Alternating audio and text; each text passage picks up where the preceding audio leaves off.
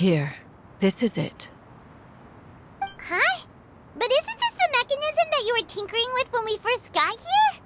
Oh, is it another invention of yours? Precisely. A recent one at that. I am most pleased with the result. I call it the Suspensus Somnium mechanism. It periodically releases a soft breeze, which when paired with a gentle adeptal tune, can help the listener subconsciously relax and even enter a semi-hypnotic state. Soothing agitation and anxiety, relieving exhaustion and insomnia, its potential uses are numerous indeed.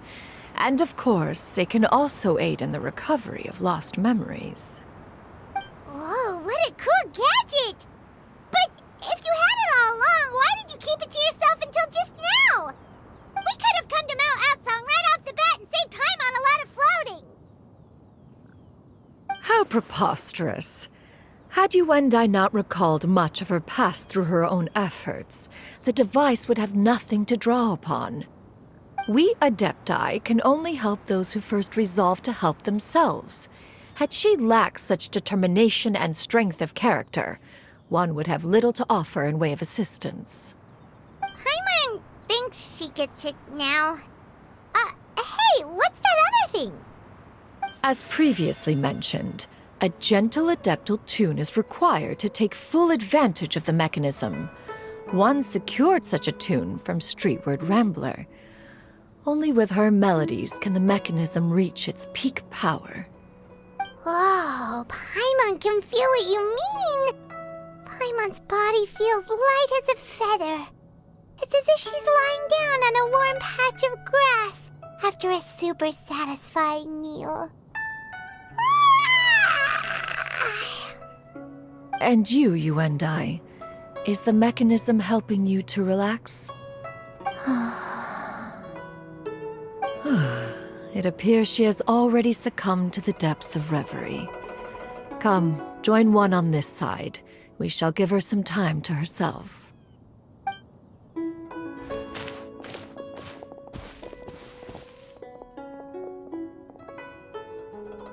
The drought is over. But why do you look like you want to cry? The potion. It's nearly run its course. I've never regretted meeting you. Not even for a second. Please. Please, no.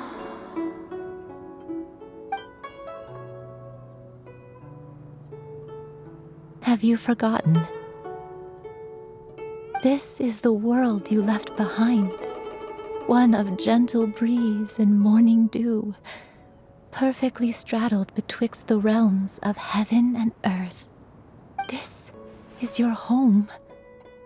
This is where you belong. You should have never left. The you of the past, the me from not that long ago, we should have never.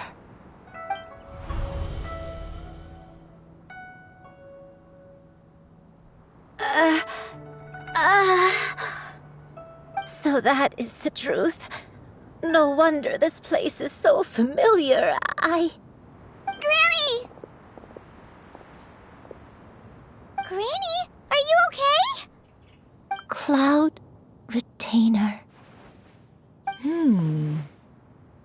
Your memories have returned? Wait, did you just call her by her full name? Does that mean you already knew each other? Yes, I now remember everything. Everything. Granny, please don't cry. I'm here. I'm here. Oh, don't worry, my dear child. Granny is fine. I'm so sorry, everyone. You've gone to so much trouble on my behalf. It's all come back to me now. The most important thing that I had forgotten was the truth of what I once was. One can sense the guilt that now plagues your conscience. Reclaiming a truth long buried is sure to come with a myriad of complex emotions. Perhaps one should recount the story on your behalf while you compose yourself. No, it's okay. Now that I've remembered, I must face my memories head on. Shuyu, everyone, I cannot thank you enough for all your help. I'm ready to tell you my story, if you're willing to listen. Please, Granny, don't force yourself. What happened in the past doesn't matter. I love you more than anything. Nothing you say can change that. I know, dear child. My feelings for you are exactly the same. It is for this reason that you deserve to know the truth. Some time ago, I made a terrible mistake. One for which I could never atone. Is this the sin that you mentioned in Xianyun Karst? What happened? I am, in truth, not a human being. My real form, one that I held for centuries, was that of a wild crane. I spent many, many years living on Mount Outsong, bathing in the soft breeze and drinking the sweet dew of the mountains. At some point, I somehow gained wisdom and sentience. The Lord of the Mountain, Cloud Retainer, became aware of my existence and began to share many stories with me. She even passed on the secret of cultivation to me. Though she never took me on as a formal disciple, I always saw her as my master. Whenever she took out her tools to work on mechanisms or new inventions, I would also stand next to her and watch. I even contemplated completing my training and becoming an adeptus in my own right. I followed her teachings, and time gradually passed us by. Until that fateful day 50 years ago. 50 years ago? That's right. Master regaled me with many stories of her past deeds.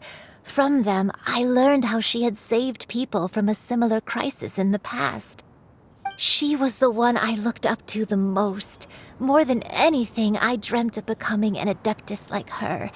I wanted to travel the land like she had, relieving suffering wherever I went. But I was still far from being a real adeptus. I possessed no ability to take on human form and fit in with the crowd. Once she learned of my desires, Master prepared a special dose of human mimicry potion for me. She warned me that the potion's effects would only last 10 years, and if I were to fail to return to my original form at the end of that time, I would forever forget my past as a crane and become something neither human, beast, nor adeptus. Oh no. So that was the source of your dementia all along.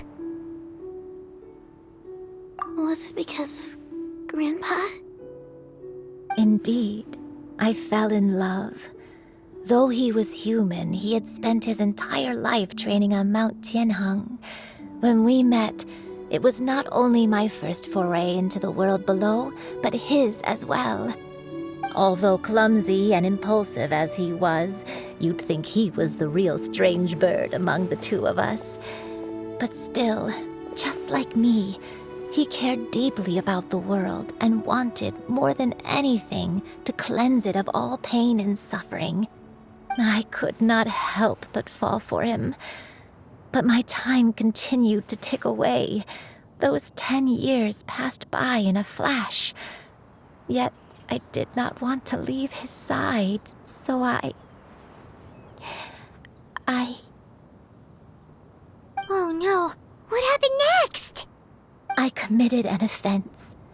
I wanted to stay with him, even if it meant living a life full of pain and suffering, even if it meant that I would eventually turn into a monstrosity.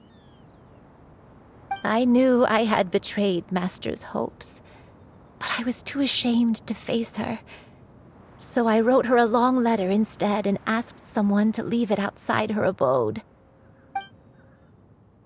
I was convinced that she would not support my decision, and I lacked the courage to speak to her face to face. In my shame, I fled and tried to hide from the world, such that no one would be able to find me again. But that was only the beginning of my troubles. I began to suffer from a strange illness. My memories became hazy and confused, and I could no longer keep myself awake. I understood that my pain was caused by my refusal to return to the life I was fated to lead.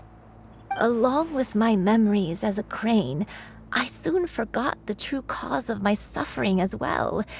I knew only that I had committed a sin. All I could do was pray for forgiveness, even if I had long forgotten what needed to be forgiven. Looking back, I was beyond lucky to have come across that traveling merchant at Wangshu Inn. It was such a fortunate coincidence that we were there at the same time.